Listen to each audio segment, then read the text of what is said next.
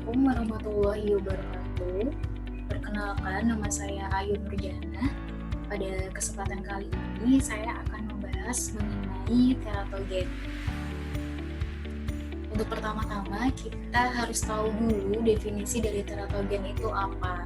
Teratogen merupakan bahan-bahan yang memiliki efek merugikan pada embrio atau janin antara tahap fertilisasi dan kelahiran. Kata teratogen berasal dari bahasa Yunani yaitu teratos yang berarti monster dan genesis yang berarti asal. Sehingga teratogenesis didefinisikan sebagai asal terjadinya proses gangguan pertumbuhan yang abnormal. Nah, ilmu yang mempelajari mengenai teratogen disebut dengan teratologi. Teratogen ini dapat beraksi pada 3 hal. Yang pertama pada induk atau pada ibu hamil tersebut, kemudian yang kedua pada plasenta, dan yang ketiga pada embrio atau janin tersebut.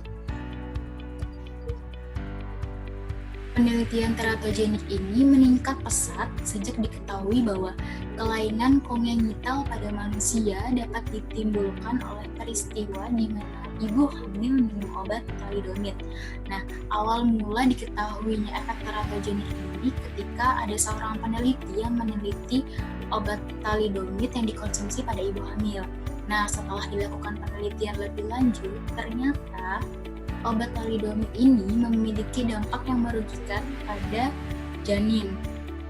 Nah, setelah lahir ternyata ada kelainan kongenital nih pada ibu hamil yang mengkonsumsi obat thalidomid selama kehamilannya.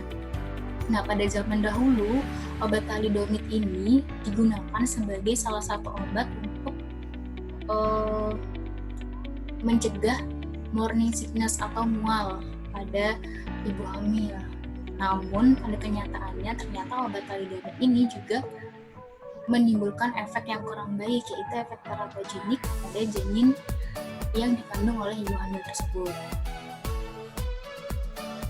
Nah, penelitian ini juga ternyata memicu penelitian lain yang berkaitan dengan obat-obatan yang dikonsumsi pada ibu hamil, sehingga sekarang sudah mulai diketahui nih jenis-jenis obat apa saja yang ternyata memiliki efek teratogenik pada ibu hamil. Pada umumnya, kelainan yang berkaitan dengan teratogen disebabkan oleh paparan yang berasal dari lingkungan, baik secara langsung maupun tidak langsung. Diperkirakan sekitar 4-5% kasus bayi cacat lahir disebabkan oleh paparan teratogen.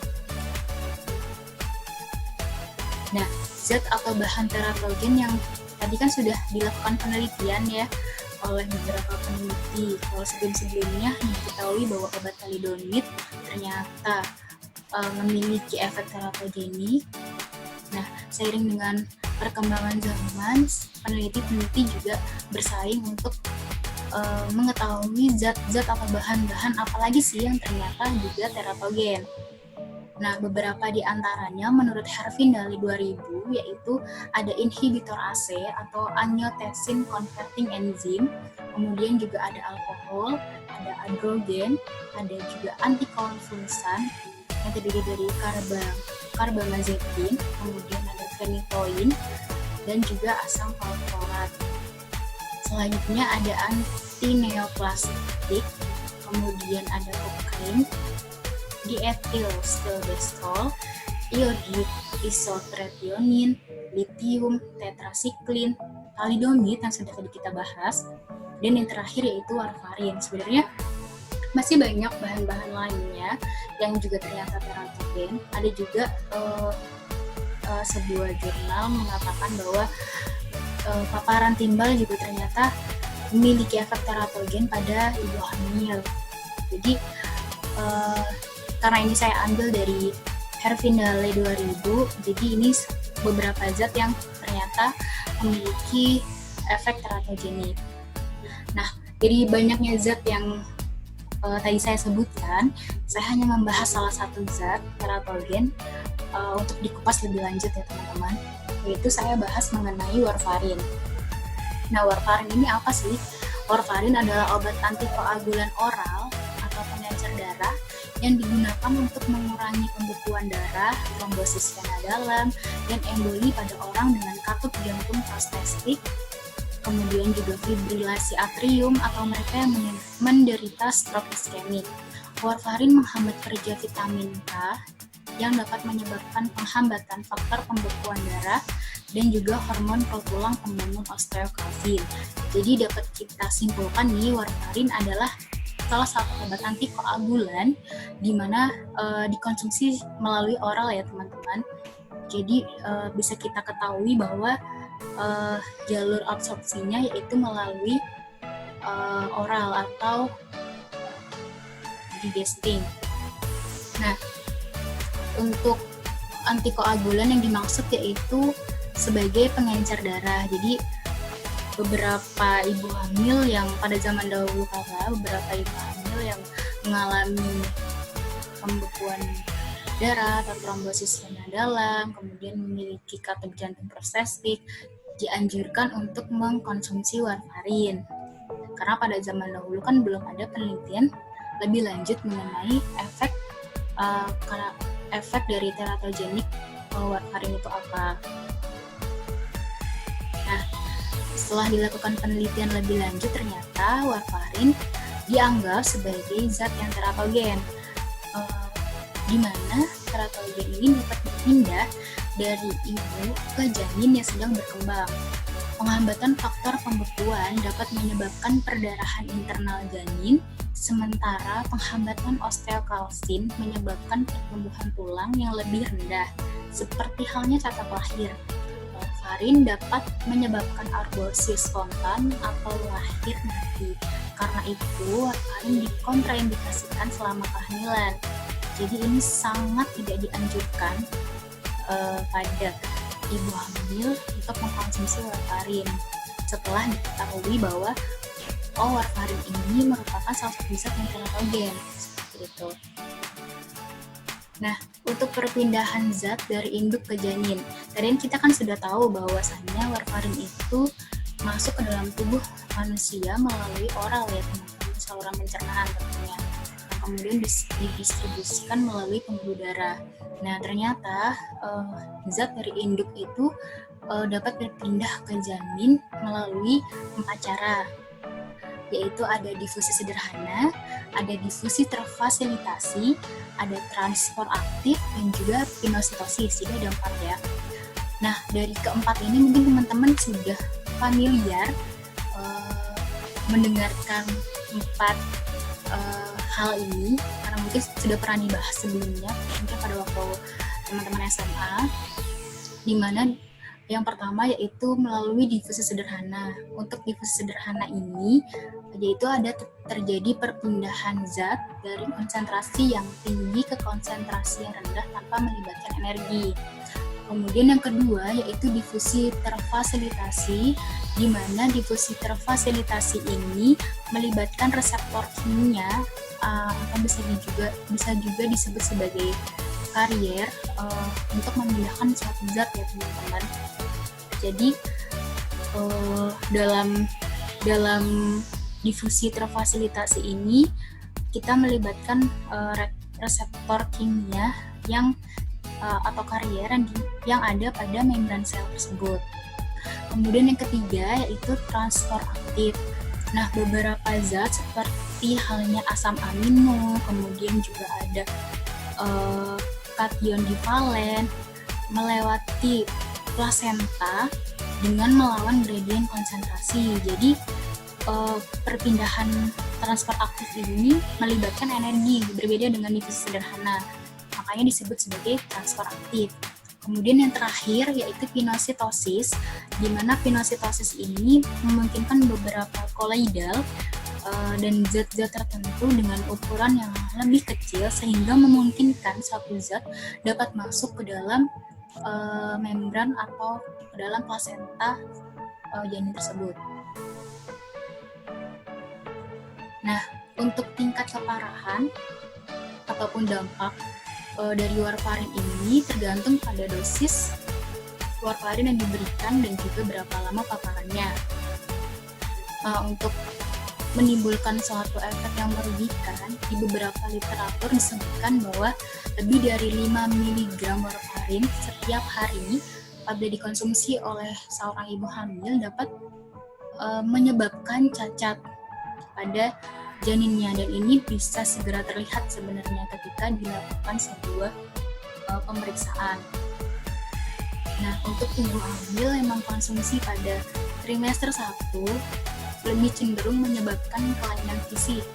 Nah, untuk ibu hamil yang mengkonsumsi pada trimester kedua maupun trimester ketiga dapat menyebabkan kelainan pada sistem saraf pusat. Nah, sedangkan untuk ibu hamil teman-teman yang mengkonsumsi warfarin yang dimulai pada trimester 1, 2, 3 ternyata dapat mengakibatkan keterbelakangan mental yang sangat parah, bahkan kebutaan dan juga kebulian jika memang si janin ini nanti lahir, teman-teman. Jadi efek dari warfarin ini sangat-sangat merugikan bagi janin yang dikandung. Nah, ini salah satu dampak dari mengkonsumsi warfarin selama kehamilan. Jadi ini saya ambil dari salah satu jurnal, di mana pada jurnal tersebut dikatakan bahwa ibu hamil yang mengkonsumsi warfarin pada trimester kedua, dimulai pada trimester kedua dengan dosis 7 mg, ternyata ketika lahir janin yang dikandungnya ini memiliki kelainan atau keabnormalitasan dibandingkan bayi-bayi pada umumnya. Nah, foto ini diambil ketika anak dari ibu yang mengkonsumsi warfarin itu yaitu sekitar usia 3 tahun. Nah, di sini kita lihat ternyata terjadi kelainan yaitu hipoplasia pada wajah bagian tengah dan juga pada hidungnya. Nah, hipoplasia ini yaitu adanya kegagalan pembentukan jaringan atau organ tertentu. Jadi mungkin kalau kita sebagai manusia normal bentuk wajahnya simetris, kemudian hidungnya juga dalam keadaan yang baik, ternyata anak ini sangat disayangkan dampak dari warfarin dapat menimbulkan hipoplasia seperti pada gambar. Kemudian selain itu juga terjadi kegagalan pada pembentukan tulang tarsal dan juga tulang sakral, di mana kelainan ini terjadi akibat dari mengkonsumsi warfarin yang diketahui dimulai pada trimester kedua. Padahal tadi kita ketahui ya bahwa salah satu efek yang dapat atau dampak yang dapat terjadi ketika seorang ibu hamil mengkonsumsi pada trimester kedua yaitu adanya gangguan pada sistem saraf pusat. Tapi ternyata di penelitian ini juga terjadi kelainan pembentukan organ dan juga kelainan pada tulang. Nah, untuk mekanismenya tadi kita ketahui bahwa warfarin itu cara kerjanya yaitu menghambat aktivasi dari vitamin K, di mana kita ketahui bahwa vitamin K itu merupakan salah satu faktor untuk atau salah satu bahan untuk pertumbuhan tulang dalam jumlah yang besar. Nah, kalau karena adanya warfarin ini vitamin K tidak bisa aktif sebagaimana mestinya, maka tentu akan terjadi gangguan pada pertumbuhan tulang. Kalau tadi kita lihat flashback pada kasus anak 3 tahun tadi, ternyata ada gangguan pada pembentukan tulang bagian sakral dan juga tarsalnya. di mana warfarin ini akan mengikat dan juga memblokir enzim vitamin K epoksida reduktase yang biasanya bertanggung jawab untuk mengaktifkan vitamin K selama daur ulang vitamin ini. Nah, vitamin K setelah diaktifkan mampu menambah gugus asam karboksilat pada residu glutamat protein tertentu yang membantu menangkap atau mengikat protein dengan benar. Tanpa vitamin K ini, maka janin yang terkena warfarin tidak dapat menghasilkan faktor pembekuan dan pertumbuhan tulang dalam jumlah besar. Itu ini akan mengganggu ya teman-teman. Nah, selain tadi mengganggu aktivasi dari vitamin K, ternyata warfarin ini juga mengganggu osteokalsin, di mana osteokalsin ini adalah protein lain yang tergantung pada vitamin K agar dapat berfungsi dengan benar. Jadi ini semacam vitamin K itu memicu osteokalsin agar dapat berfungsi dengan baik. Jadi apabila vitamin K tadi inaktivasi, maka osteokalsin juga tidak bisa bekerja sebagaimana mestinya. Osteokalsin ini biasanya disekresikan oleh sel-sel osteoblast dan berperan dalam membantu mineralisasi tulang dan maturitas tulang di hadapan warfarin. Selanjutnya tidak ada vitamin K dan juga osteokalsin aktif. Jadi karena warfarin ini vitamin K tidak ada, osteokalsin aktif juga tidak ada, sehingga mengakibatkan mineralisasi dan pertumbuhan tulang itu terhambat. Nah, bagaimana pencegahannya? Pencegahannya ya tidak mengkonsumsi warfarin pada ibu hamil ya terutama, karena memang benar-benar tidak dianjurkan sejak diketahui bahwa warfarin memang menimbulkan efek yang merugikan. Jadi apabila sudah diketahui ibu ini hamil kemudian membutuhkan obat antikoagulan, jangan dikasihkan warfarin. Itu dokter juga di sini harus berhati-hati ya ketika memastikan wanita ini hamil, maka tidak boleh merasakan warfarin sama sekali. Karena memang warfarin ini ternyata berdasarkan penelitian tetap ada di tubuh seseorang. Misalkan hari ini seseorang mengkonsumsi warfarin. Nah, selama 5 hari ke depan, warfarin itu tetap ada di tubuh seseorang tersebut, meskipun hari ini adalah hari terakhir mengkonsumsi warfarin. Nah, warfarin itu bisa keluar dari tubuh secara keseluruhan melalui urin setelah 5 hari. Jadi cukup lama ya zat tersebut bisa keluar seluruhnya dari tubuh seorang ibu hamil tersebut. Nah, untuk wanita yang memiliki indikasi yang harus mengkonsumsi obat antikoagulan seperti memiliki katet janin prostatik, maka obat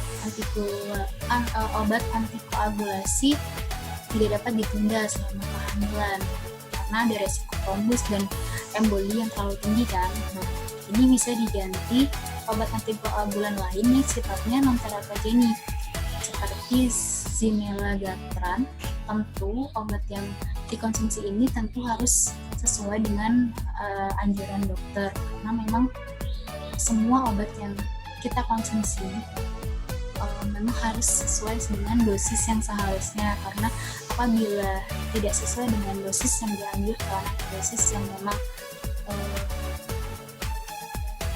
seharusnya kita konsumsi, maka akan menimbulkan efek toksik juga bagi tubuh kita. Baik, mungkin cukup sekian penjelasan dari saya. Kurang lebihnya saya mohon maaf. Dan terima kasih atas perhatiannya. Wassalamualaikum warahmatullahi wabarakatuh. Semoga bermanfaat teman-teman.